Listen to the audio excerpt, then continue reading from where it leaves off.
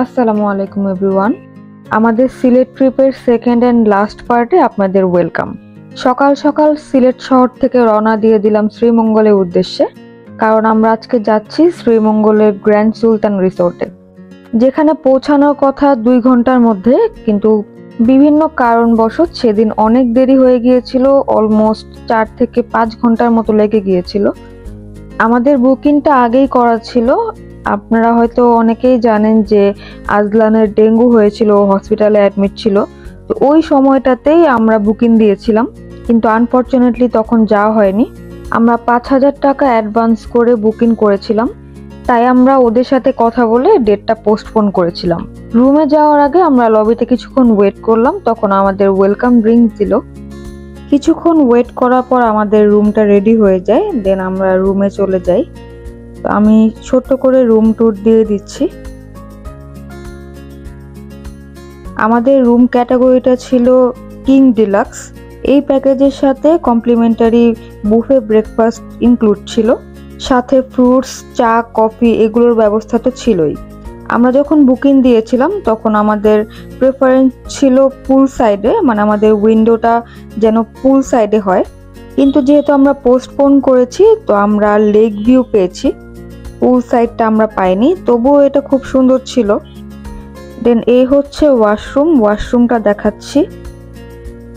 এখানে অনেক কিছুই ছিল কমপ্লিমেন্টারি।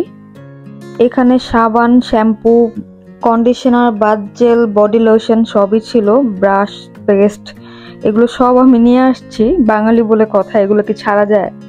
এখানে আরো কিছু রাখা ছিল যা আমাদের প্যাকেজের মধ্যে ইনক্লুড ছিল না, এটা পে করে নিতে হবে। এখানে ফ্রিজে অনেক কিছু ছিল, ড্রিঙ্কস, চকলেট, এগুলো প্রাইস লিস্টটাও দেওয়া ছিল, এগুলো খেতে হলে পে করে খেতে হবে।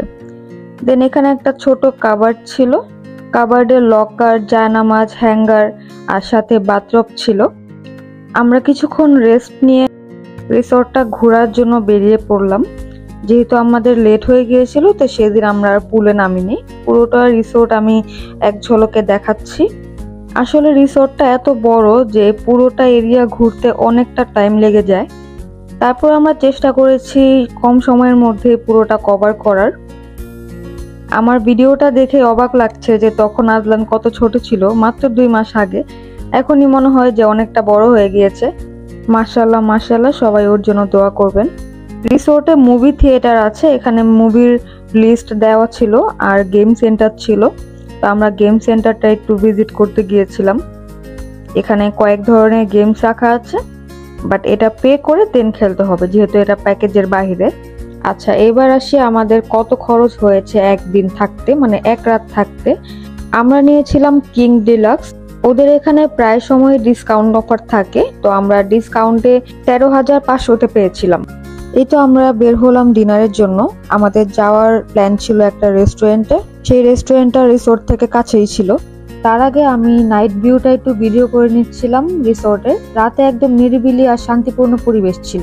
দেন রিসোর্টের সামনে থেকে একটা অটো রিক্সা বা ওই টমটম বলে না, ওইটা দিয়ে আমরা গেলাম এই চামুং রেস্টুরেন্টে। এটা একটা ক্যাফে টাইপের। তো এখানের ডেকোরেশনটা খুব সুন্দর ছিল। আমি ইউটিউবে বা গুগলে দেখে গিয়েছিলাম যে ওদের রাতের ডেকোরেশনটাই সবচেয়ে সুন্দর লাগে, তাই আমরা রাতেই গিয়েছিলাম, দুপুরে যাইনি, কারণ দুপুরে এই লাইটিংটা থাকবে না।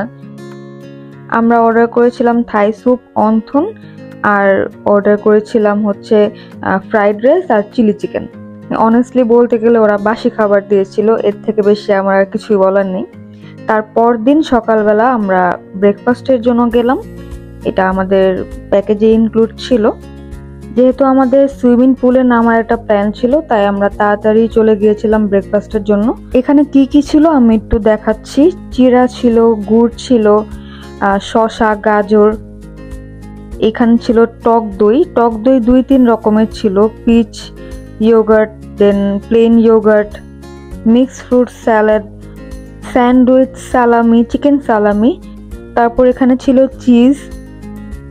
দেন এখানে ছিল ওয়াফেলস, টোস্ট, এটা কি যেন একটা বিস্কিটের মতো ছিল, আমি এটা খাইনি। আর এখানে স্যুপ ছিল, ভেজিটেবল স্যুপ ছিল এটা। আর এখানে গাজরের হালুয়াও ছিল। দেন পরোটা, ডাল, ভেজিটেবল এগুলো তো ছিলই, এগুলো তো কমন আইটেম। সাথে ভেজিটেবল নুডলস ছিল, এগ ভেজিটেবল নুডলস আর কি। আর জুসের মধ্যে ছিল লেবুর শরবত আর পেঁপে শরবত, আর কিছু ফ্রুটস রাখা ছিল এখানে।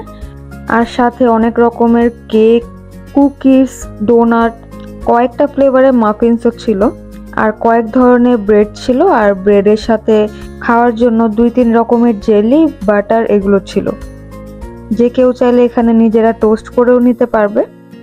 আর এখানে হচ্ছে যার যেরকম ইচ্ছা ডিম বানিয়ে নিতে পারবে।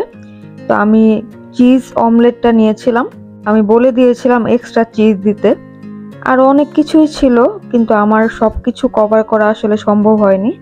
আর এইটা হচ্ছে ওদের অরণ্য বিলাস রেস্টুরেন্ট, এখানে যে কেউ খেতে পারবে, এখানে মানে পে করে খেতে হবে। তো আমাদের এখানে খাওয়া হয়নি, তারপর চিন্তা করলাম যে আপনাদের জন্য ভিডিওটা করা হোক। এটা একটু উপরের দিকে, অনেকগুলো সিঁড়ি দিয়ে উঠে দেন যেতে হয়। এখানে স্পোর্টসের ব্যবস্থা আছে, টেনিস, বাস্কেটবল, গলফ এগুলোর ব্যবস্থা আছে, তো চাইলে এখানে খেলা যাবে। দেন আমরা চলে গেলাম সুইমিং পুলের ওখানে। বড় সুইমিং পুলের সাইডেই ছিল এই জাকুজিটা, এটা একটা থেরাপির মতো। বাবুকে নিয়ে আমি তেমন ভাবে নামতে পারিনি, শুধু পা ভিজিয়েছি, ইভেন বাবুকেও পা ভিজাইছি আমি। এই যে ও কি খুশি ছিল পানিতে পা ভিজে। বেশিক্ষণ আমি ছিলাম না পানিতে, যেহেতু বাচ্চা মানুষ। ওখানে যারা ছিল তাদেরকে দিয়ে আমরা কিছু ফ্যামিলি ছবি তুলেছিলাম। আসলে ওয়েদারটা অনেক সুন্দর ছিল, তখন নভেম্বর মাস, কিন্তু তখন ওখানে অনেকটাই ঠান্ডা ছিল, আর যেহেতু রোদ ছিল সব মিলে ভালোই লাগছিল।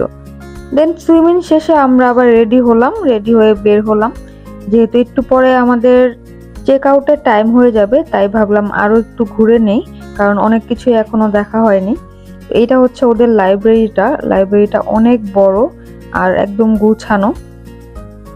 এই যে ওদের একটা ডেমো দেওয়া আছে পুরোটা রিসোর্টের।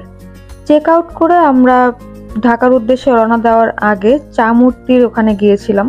যেহেতু এটা একটা ফেমাস প্লেস, আর আমরা শ্রীমঙ্গল যাব, চা বাগান দেখবো না তা তো হয় না।